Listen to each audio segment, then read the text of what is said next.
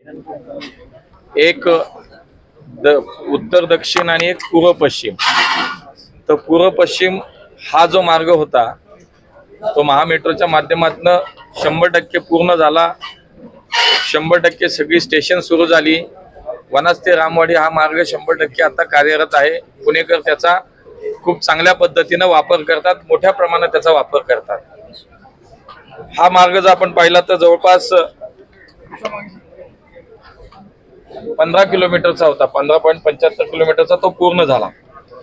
दुसरा जो आहे तो 17.5 किलोमीटरचा जो होता तो PCMC ते स्वारगेट त्याच्यामधला सुद्धा 90% काम पूर्ण झालं।